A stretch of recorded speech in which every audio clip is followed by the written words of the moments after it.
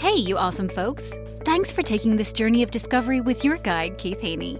You're listening to the Becoming Bridge Builders podcast, your favorite podcast for everything from racial reconciliation to education innovation, justice reform, and leading change in the 21st century. This podcast is for people who love to be challenged with difficult topics, but want practical solutions to solve these challenging issues. Becoming Bridge Builders makes change possible. Each week on the podcast, Keith invites innovative thought leaders to share how they are building bridges in their area of expertise. You will hear breakthrough ideas and concepts that are changing the world. He's featuring guests who are best-selling authors, leaders at Microsoft, entrepreneurs, leading educators, professors, lawyers, and so many more. Listen in to learn how you can be the bridge to the change you are seeking. My guest today is Colin Kingsmill. Colin was born in Canada and raised between the Gulf Islands of British Columbia and the Swiss Alps. He lived, worked, fell, and got back up again globally from Bora Bora and Beverly Hills to Montenegro, Serbia, London, Tuscany, and the Indian Ocean, Thailand, and everywhere in between. The first parts of his career was in Swiss banking. He did it for 10 years, investment firm, until he broke in 2021 after having ticked all the boxes of success. An MBA in finance and marketing, marriage, entrepreneurship, Christmas in St. Morant's, and Easter in Saint-Tropez. The kind of stuff. You get the picture. In 2021, he gave everything he owned away and moved back to Vancouver to start fresh. These days, he's focusing on a few things, being the board advisor of Alma de Samaya, a human-centric real estate development in the Dominican Republic, co-founder of Whole Human Coaching. There, they are on a mission to bring humanity back to the workplace. Owner of Colin Kingsmill Coaching for private coaching, if you're a CEO, founder, or an entrepreneur. Owner of Insight Incorporation, focused on purpose-driven real estate and design projects. Welcome Colin to the podcast. Well, it's so good to have Colin. How are you doing today, Colin? Yeah, I'm doing really well. Thank you, Keith. How are you doing? I am waiting for the snowstorm that's about to hit, so I am a little hesitant about how happy I'm going to be in about 14 hours. So you're all ready for it, I hope. I'm sure we will be. I love to ask my guests this question to kind of get a chance to get to know you a little bit better and the audience introduce yourself. Mm-hmm. What's the best piece of advice you ever received? Good question. I'm pretty sure it would be to learn how to meditate and to be more mindful.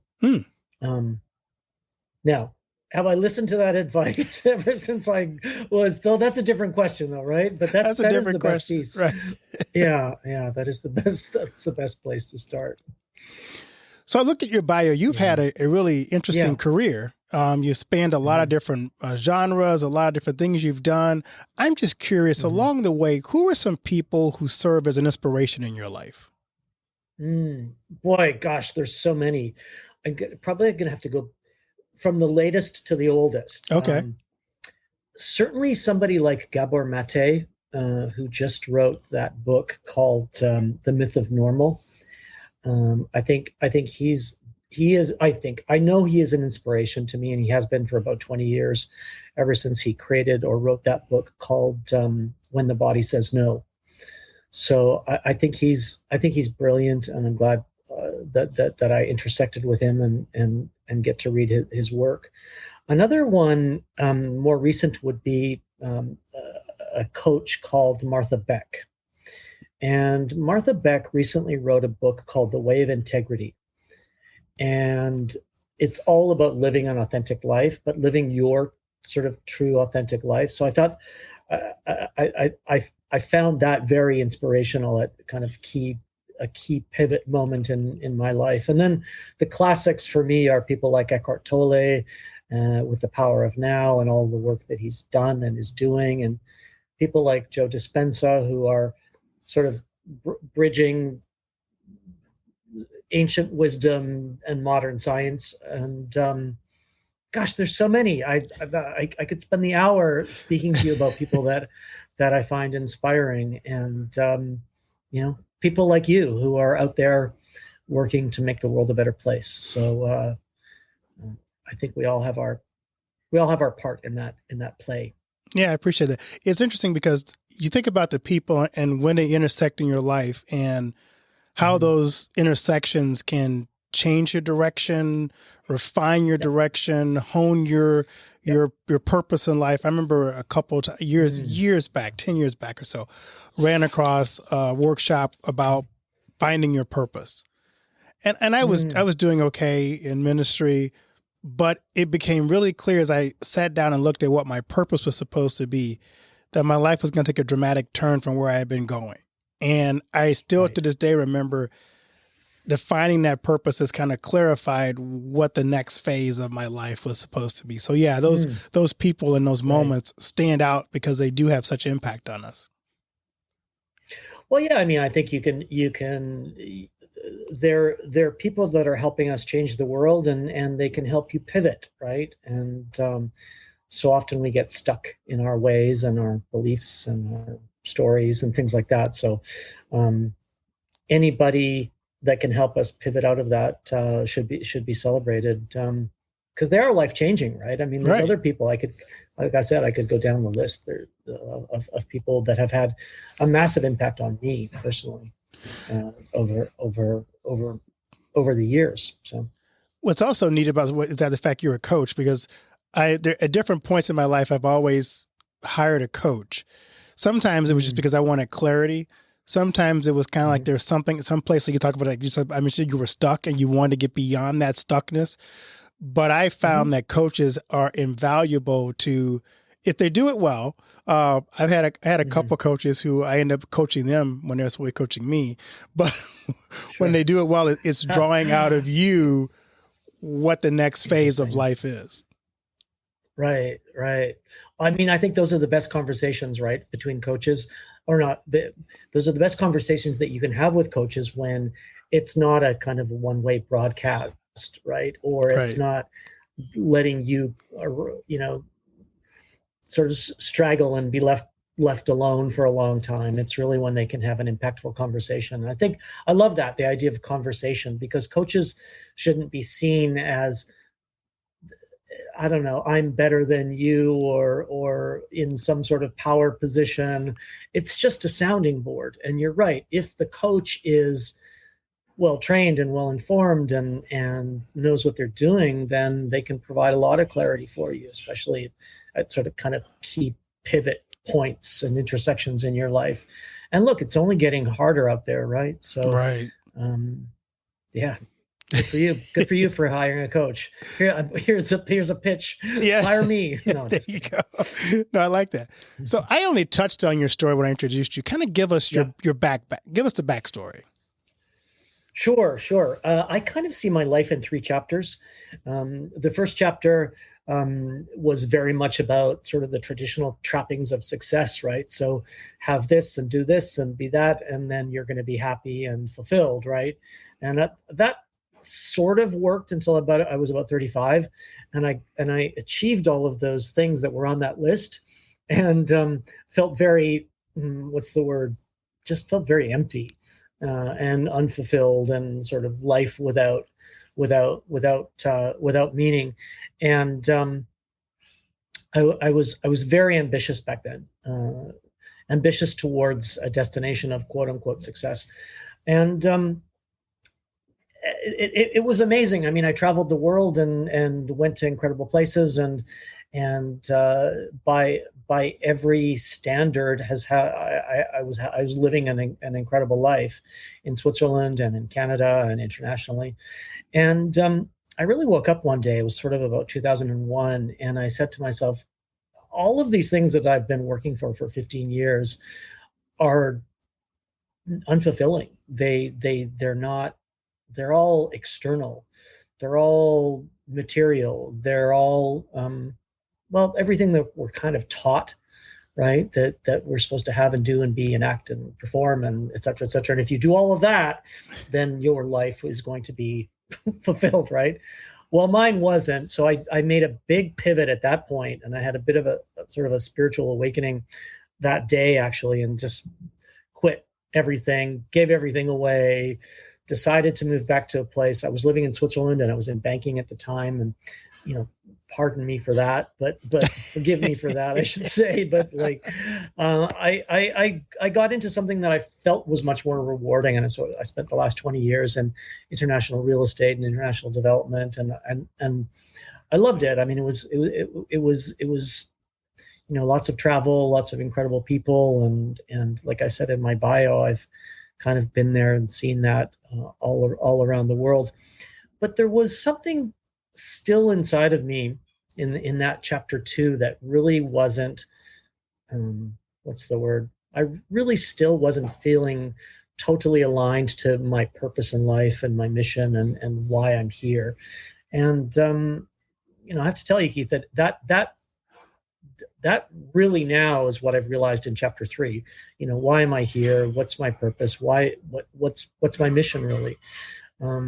So for anybody out there that's kind of seeking and striving and wondering, don't give up, because you can have, your life can be made up of multiple chapters, multiple storylines, and it might just take 2 or 3 to chapters like mine to get to the right place.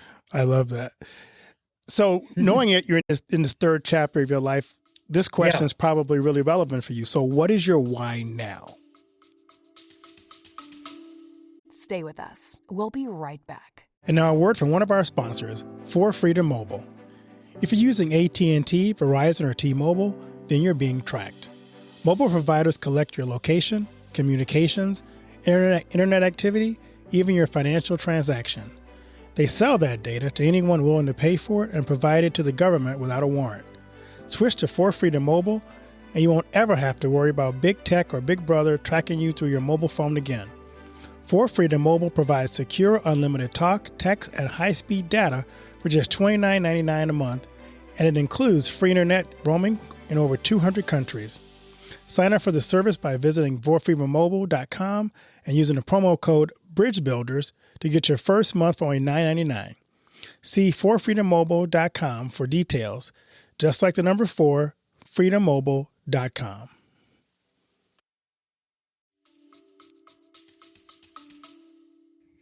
You're right. My why is I don't know quite how I got to this. Again, I think it's divine intervention or something, but I know that I'm here. I'm on a mission to help people rediscover their humanity, to live in integrity, to become fearless and free. Now, all of those are interconnected, right? And by humanity, rediscovering your humanity, I mean, it's essentially as the label describes it. But what that means is if we remember that we're all human beings on this little planet, flying through the galaxy, spinning on its axle at 1,600 kilometers an hour, I think we would have more peace and more joy and more love and more connection and more community and more of all the things that make us humans so wonderful, and less of the things that we don't have to dwell on them, but toxins in food and war and homelessness and addiction and all of those things that are so challenging for so many people today. So find your humanity so that we can live together on this little rock as one, right? And let's turn down this idea of individualization that is so current today, and let's talk about humanity and community and connection and local and local can have an impact globally, but so that's really step one in my mission. And integrity, living in integrity, and it means living in authenticity, so being who you really are, right? And again, I don't mean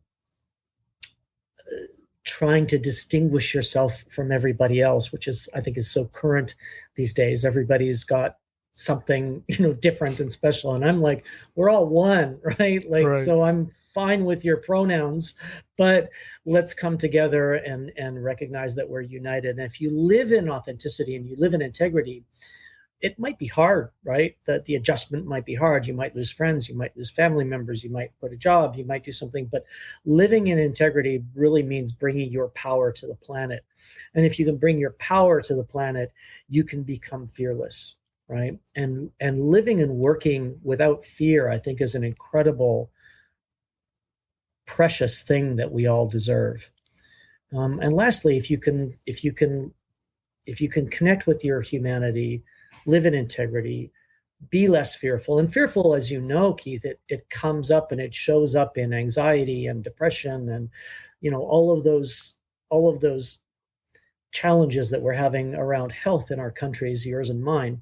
And the last thing is freedom. And I mean freedom really from psychological suffering, right? We as a society, and you can see this, the evidence is kind of everywhere. We are suffering. So humanity, integrity, freedom, and allows you to really become unlimited. So that's my mission as of, I guess it's taken a couple of years to kind of figure it out in this chapter 3. But chapter 3 also involved moving away from Europe, coming back to Canada, settling in a very quiet place. I'm connected to nature and things like that. So, I'm what's the word? I'm practicing what I preach, I guess is what I'm trying to say. That's great. No, and you did that so succinctly that you connected all those and explained all those different pieces of where you're here and you now are. Mm-hmm. We touched a little bit on at the beginning of this about coaching. And like I said, there's many different forms of coaching. There's, there's, I guess, there's lifestyle coaching. What separates your concept of coaching from others in your field? Yeah. So there's a couple of things. Of course, I think it's the experience that you bring to the table, right? That's kind of a given. Okay. Everybody brings their own journey and their experience and their stories to the table. And I guess because I've lived and played and worked and succeeded and failed in my life around the world, I bring a whole lot of experience to the table. But I suppose a lot of people could say that. I think the difference between what I'm doing and maybe sort of a traditional coach is I really don't like to divide up coaching like that. Like you were saying, like a performance coach or a life coach or a business coach. I really think that's why we created Whole Human Coaching, because we look at people holistically, because I think in today's culture, when you leave the office and you go home, it's so difficult, or vice versa, right? It's so difficult to divide up and parse up who we really are, right? So I think my difference and our team's difference is that we look at you much more holistically, and we also tend to push the boundaries of what is traditional coaching, right? So traditional coaching, as you probably know, it keeps you on sort of strict models, right? Which are fine, but I think life has become so complex, and humans live in such a complex world that you need to look at people much more holistically and kind of understand if there's trauma issues, small t or large t, and kind of understand if nutrition and diet is working, and what are the stories you're telling yourself in your head. So yeah, long answer to probably what should be an easy question, but I think it's a world of experience, and then the idea of looking at people holistically. That yes, if we're doing leadership coaching, or if we're doing coaching for a CEO or an executive, you can't just sort of surgically only look at the office or only look at home life. They're all interconnected, I think, today. So that's really, that's the difference between myself and somebody else, I guess. Yeah, I was a certified coach too. And it's interesting because you're right. You can't just pick apart one section. Let me just coach you on your profession without realizing that they're all connected somehow. I think the shift I've seen that I've noticed in the last 10 years in coaching is this idea of the holistic coaching. And you don't parse your life, because you can't parse your life in real life. I mean, I would love to just say, okay, right now I'm just going to be a husband I'm just going to be a Right. father. I'm just going to be a pastor. But all of those things connect, and they go back to what your original point. They're part of your authentic self. If you deny any of those pieces to say those are not related, then you're ignoring who you really are and a different hats that you get a chance to wear. So yeah, I agree with you. Yeah. Yeah. And look, I mean, I think parsing it up and subdividing it leaves room for missing things, right? If you're only focused on somebody's life and yet, most of their challenges or stress are coming from work or other factors, you need to dive into that. That's that's why we say, go in, find the stories that you're telling yourself in your head and deconstruct them to build new ones. But you can't do that saying, oh, I'm only going to focus on your office work or life coaching, for example. So yeah, it's got to be wider, holistic. Exactly. Or complicated machines. We can't, I think in the United States you have 40, the body is like doctors have 41 different specialties, right? So we're kind of like, let's look at the whole thing, not the subdivided subsets. Exactly. Right. That's the difference. One of the beautiful things about coaching is you have to ask powerful questions. And so if you're helping someone to define their purpose and their mission, maybe they're coming to you because they're stuck. What are some examples of some powerful questions you might ask someone to help them discover what is their purpose or refine what their purpose and mission are? Yeah, typically if somebody is stuck, I tend to, pardon the pun, but I tend to stay there, right? And the work to do is to discover the stories that you're telling yourself to get to that stuck moment, right? So I guess it's more than one question. It's what are you saying to yourself? What is your belief system? What are your self-limiting beliefs? What are you telling yourself, 20,000 times a day? Because so often people get stuck because of a whole series of storytelling that's going on in their head, right? I can't do this. I can't do this. Even if it's very subtle. Oh, they won't do, no. So all these things happen. And so for me, getting to unstuck, and actually we have a podcast called Getting to Unstuck, is all about deconstructing the narratives that are going on in your head. And, we're such strange things. We carry these stories for lifetimes sometimes, right? And then you get to this point where you get stuck, and then the stuckness turns into dis-ease. And that, I don't mean, terrible diseases, but lack of, just not feeling right, feeling off center, et cetera, et cetera. So for me, it's not so much let's design your future, and we do that, right? But the first thing to do to get unstuck is to do an inventory of how you got to here, right? Right. How you got to this point, right? And then for me, is okay, this is where you're at, that you got here. Those are the stories that you've been telling yourself. Which ones are true, right? Which ones are serving you? And so often if you do a little bit of this inventory, you discover that most of them aren't true. Most of them are just stories from the past that you might hold on to and have clung on to for dear life, right? Because that familiarity, notwithstanding, it might not be serving you, but the familiarity of those stories keeps you in those closed loops. So before we do any sort of purpose, mission-driven work, it's where are you now? So what you're talking about sounds to me like trauma. A lot of people are kind of stuck because there's some trauma in their life.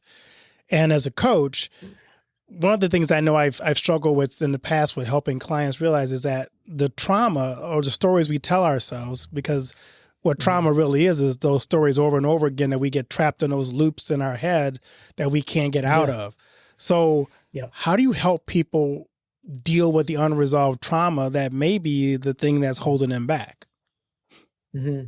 Well, again, if you can do this indexing and identification or inventory, the stories, right? The stories come from those moments of trauma. And they don't have to be big T trauma, right? They could be small T stuff, like you were maybe bullied when you were in school, or that's big, but it might be a divorce. So all of these things that we might consider normal, right, quote unquote, that don't get resolved can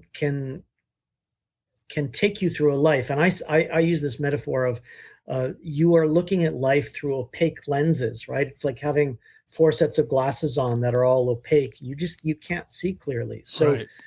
so to me, the work at hand is inventorying those stories and then going and finding out what is the origin of that story.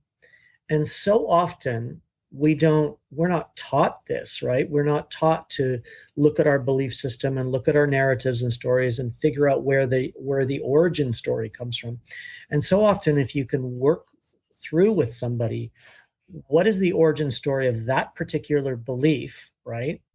So as we're talking about these traumas, Colin, we talk about the stories we tell ourselves, and you were saying that oftentimes we have to deal with the fact that those stories we're telling ourselves may not be accurate or true. So how do we begin to maybe reshape the way we look at those stories to better help us to understand there's more there that's kind of maybe dealing with, that's holding us back? Yeah, I mean, so I think once you've done the inventory of the stories and the narratives, right, and the belief systems, right, and you go in to each one, it's got to be really specific, right? This is like designing a house. Like the blueprints need to be very accurate, right? So what I do with people is we inventory the beliefs and the systems and the stories and everything like that. Then we look at each one and we ask the question, is that story serving you? Or the first question, is the origin story. What's the origin of that story? Okay, I've identified, I know where that's coming from. The third thing to do is to I just said it, is to ask yourself, if it's serving you or if it's not, right? Because some things from the past might serve you, okay? But most of it doesn't. Right. So it's not simple, but it is a recognition that the certain stories that you're telling yourself from the past, you discover the origin story, where they came from, and you ask yourself if they're serving you today. 99% of the time, most of them aren't. So then the job to do is to reconstruct new narratives and new storylines, right? It's the story of your life. What do you want the next chapter to look like? And that's where you begin to design it, right? Much like an architect or a sailor charting his course or her course to a new destination. You want it to be very, very intentional, right? And just like an architect or just like a sailboat, to get to that point, you need very specific coordinates and you need a plan. And that's what I work on with people that might be telling themselves self-limiting beliefs and restrictive stories, and that keep you in that loop, right? In that closed circle. Oh, right. I'm just going to stay here. I know it. Bang. It's familiar. Oh, I know that story. It's familiar, but they keep you locked in. And that goes back to that first question of mine of my mission. It's like, if you can free yourself from this psychological suffering, from those stories, right? What are the possibilities? And that's the last question that I ask people, right? And this is where the spark comes. It's like how, and if you use a metaphor of a fuel tank, right? How much fuel were you spending on those old stories keeping you down, right? How much energy could you have if you got rid of those stories? What are the possibilities? What's the potential? It's really unlimited, right? So that's the nut to crack with people, and that's the work that we do. I love that. As we think about those old stories and the old traumas, oftentimes they do play themselves out in modern times. As we talked about a little bit right now, you moved away from Switzerland back to Canada, getting connected with Maté again. A lot of us are living in some very, very complex times. And it's very hard for us to get outside of those times and even reconnect with the heart and the power that I would say God has for us to uncover. So how do you help people, especially cope in these, I almost get up in the morning. It's like, I'm afraid to turn the news on or turn on my computer because there's just so much negative stuff. Like, so how do we begin to unpack all of that and just survive and cope in this craziness? Sure. So the first thing to do is turn off the news, right? But there's an and there, right? It's turn off the news and get informed. Okay. That might seem like a dichotomy or that doesn't work, but then you have to recognize that things like the news are a product, right? They're a product for you to consume. Okay. When I say turn off that and get informed, I mean, get really informed about what matters to you as a human being and what matters to you right outside your front door, down the street, in the ministry or however you're engaged with your local community, right? I was actually having a conversation about this with a colleague of mine recently who was having a hard time with what's going on in the world, right? I mean, like you say, you just have to turn on the news and it's shocking what's happening, not just in the Middle East, but everywhere. And I said to her, healing and sanity and sense making start when you turn that off, get really informed, like study, read history, geopolitics, understand what's going on in the world, because sense making today in 2024 is really is a challenge, right? As you know, there's right and wrong and left and up and down, and you don't know which way to look. So, very poorly articulated answer here. What I'm really trying to say is, it's about reclaiming your power, actually, right?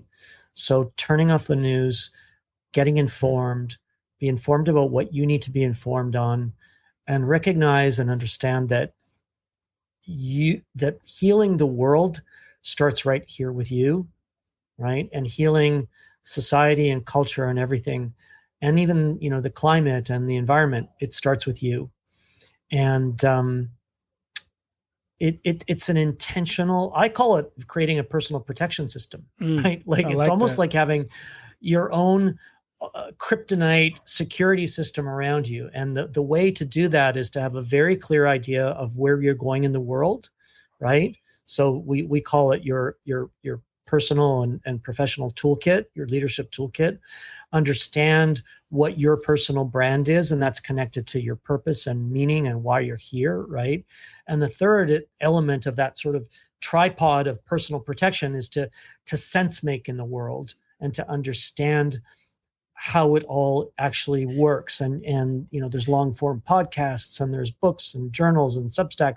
The interesting thing, or the positive element of the internet and social media, is that now you and I can be as informed as anyone, any journalist around the world. So it is creating those foundations of destination and toolkit and personal branding and sense making that will allow you to have a firm grounding in this world. Because you're right, it is complex, it's crazy,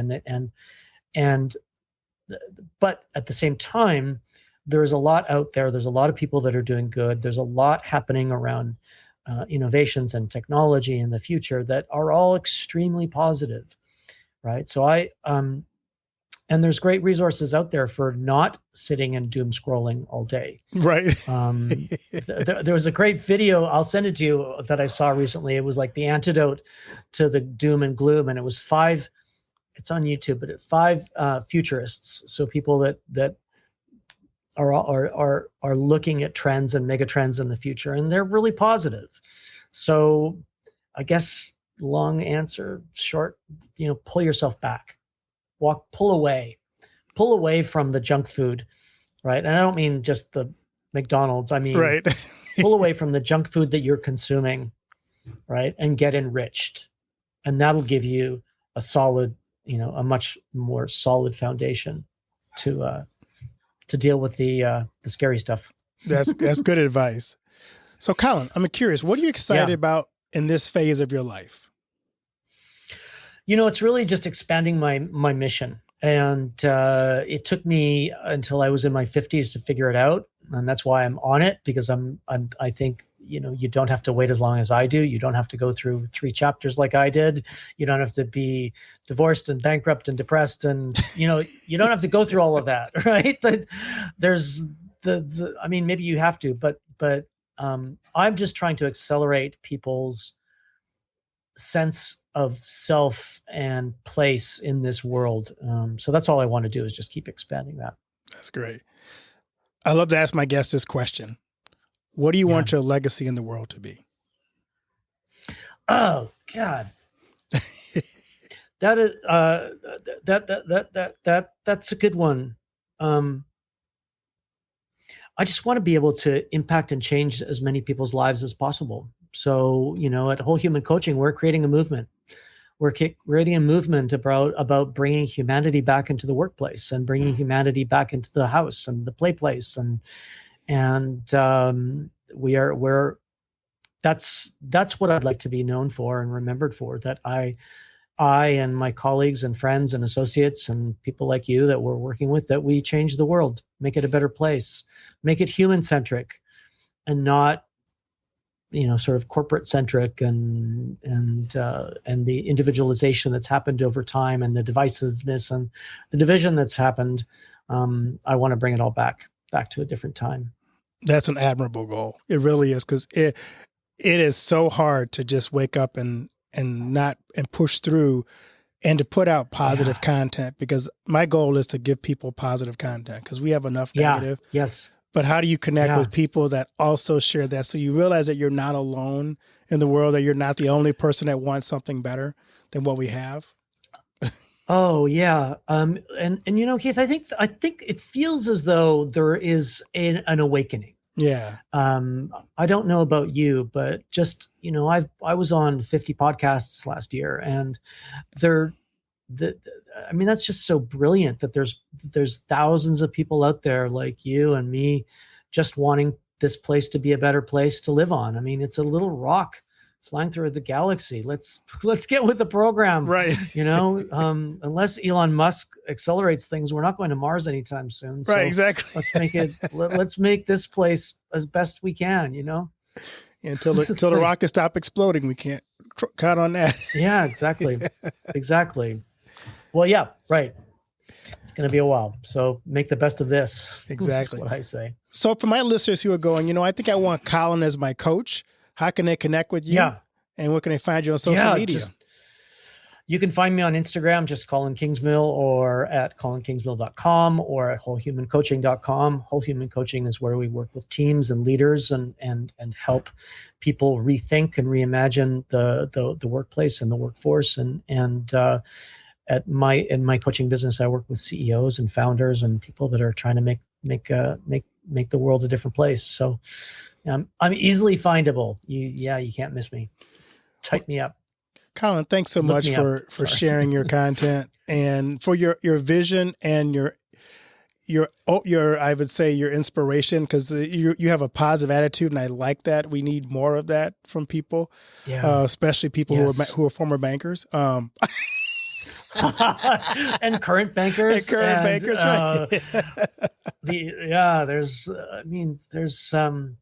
There's lots of room for improvement. Let's just say that. Right. But thank you for what you do. I really do appreciate it. And I appreciate you giving my audience some positive content, some hopefulness, a sense of purpose, and just mission and vision, and realize about being their authentic self and freedom and living away from fear. I mean, all those are important. We can do aspects this of it. Yes. We can do this. It does not have to be like this. That is my last sort of message to everybody in your audience. It doesn't have to be like this. But you need to break out of the old mold. Well, Colin, thanks so much, and have a blessed new year. Thank you so much. Same to you. Looking forward to seeing you again sometime. Me too.